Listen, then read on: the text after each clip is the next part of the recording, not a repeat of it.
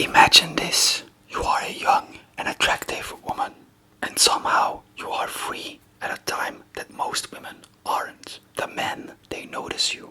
Not just any man. No. Knights, merchants, and even sometimes priests. You could marry a farmer and spend your life knee-deep in the mud. Or you could take another path. One with more coins, more danger, and much less clothing. Welcome to life as a medieval lady of the night. And welcome back to Surviving Humans, my Sunday ASMR series where we explore the darkest times throughout history and I give you guys tips on how to survive them. Alright, in today's episode, life as a medieval lady of the night. The first tip on how to survive as a medieval lady of the night is choose your location wisely. A tavern full of drunk farmers or a port full of drunk sailors. Choose the port. Sailors often carried many coins.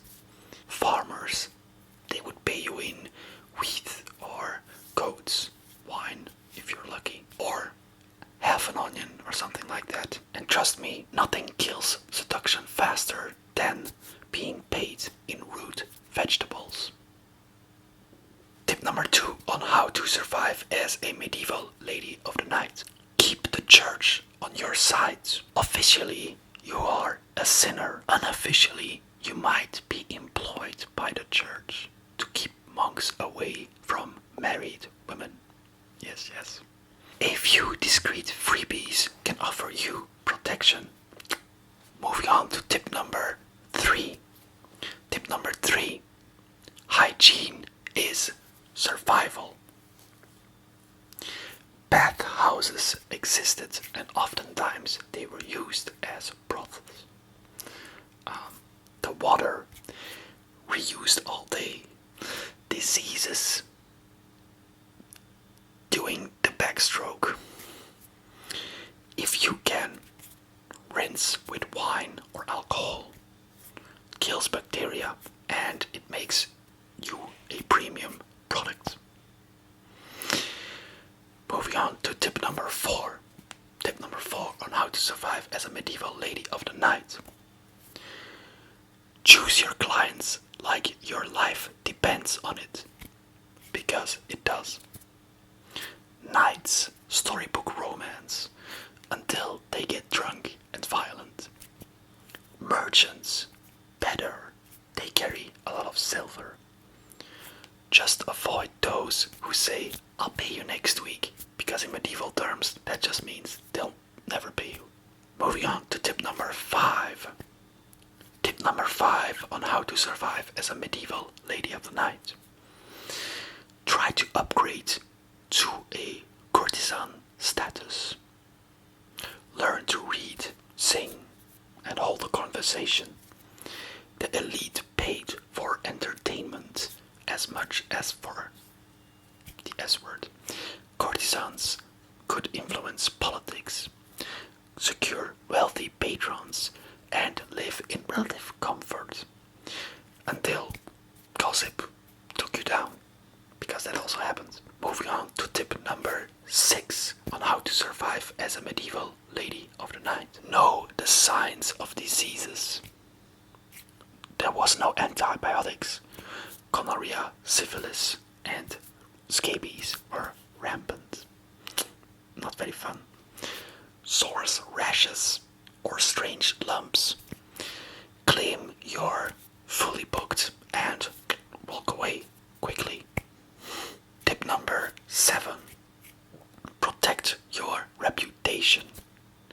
In a medieval town, gossip spreads faster than the plague.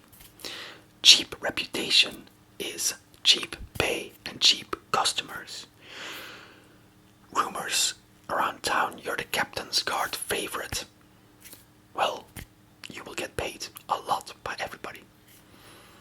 Moving on to tip number 8 on how to survive as a medieval lady of the night. Hide during outbreaks, plague, leprosy, or moral cleansing.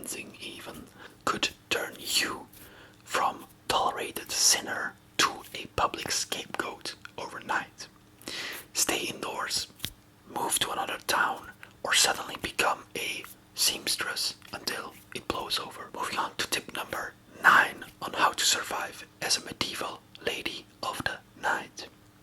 Store wealth where they can't take it. No banks, no pensions, no property rights. Your safety net is portable wealth. Coins sewn into clothes, maybe jewelry hidden in your hair, or gold cross no priest would dare confiscate.